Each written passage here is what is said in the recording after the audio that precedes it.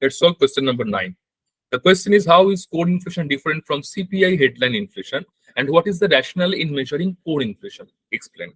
The question is, how is core inflation different from CPI headline inflation? And the second part is, what is the rationale in measuring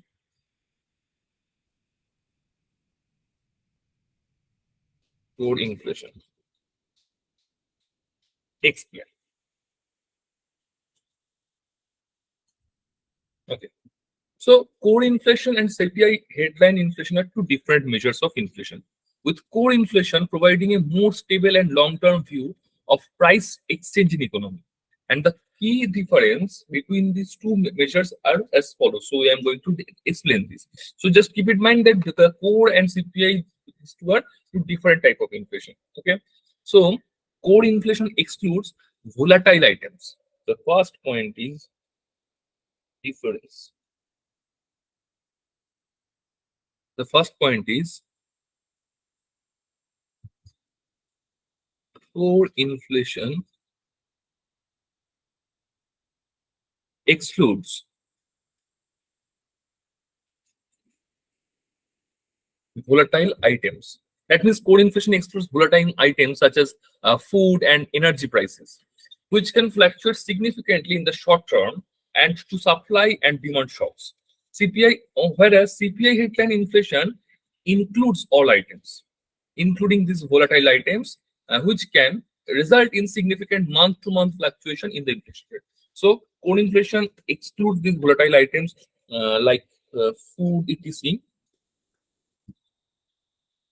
But CPI does not. Okay.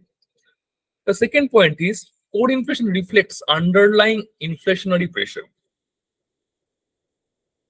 Core reflects underlying inflationary pressure. So, by excluding volatile items, core inflation provides a clearer picture of underlying inflationary pressures in an economy. So, this can help policymakers to identify the long-term trends in inflation and make more informed decision about the monetary policy. So, this kind of decision actually helps policymakers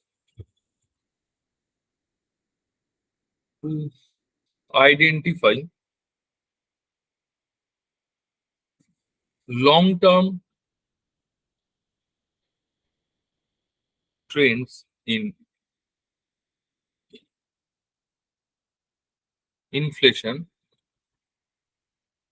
trends in inflation and make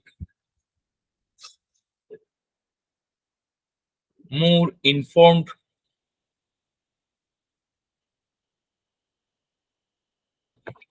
decisions about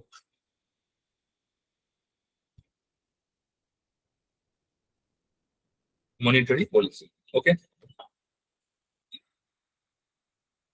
Again, the rationale behind measuring core inflation is to provide a more stable and reliable measures of inflation that can be used to guide monetary policy.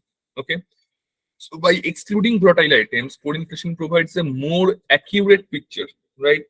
More accurate picture of the inflationary pressure that are likely to persist over the longer term. This can help policymakers to distinguish between the temporary price changes and more persistent inflation trends, which can guide their decisions on interest rates and other monetary policy measures. So the third point will be the rationale behind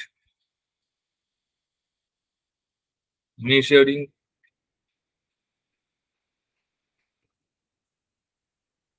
core inflation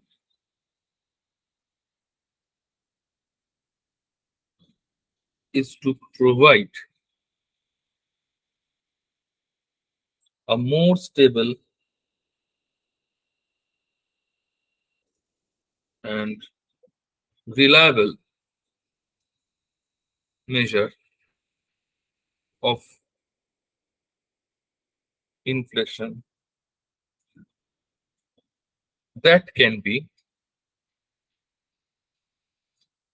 used to guide monetary policy. Okay.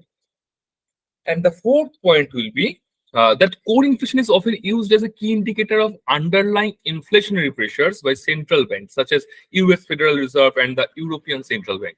By focusing on the core inflation, policymakers can ensure that their decisions are not swayed by short-term fluctuations in prices, which can be caused by temporary factors such as supply shocks or change in tax rates, etc. So instead, they can focus on longer term trends in inflation and take action to ensure that inflation remains within their target range over the medium to long run. So there's a basic difference between the time span. So the short run and long run difference is the concept of the differentiation between the short and long term period actually divide or separate between the make separation between this core inflation and the CPI inflation. Okay, so just put this point and keep in mind all these points, important point, and you can easily answer the question. Thank you.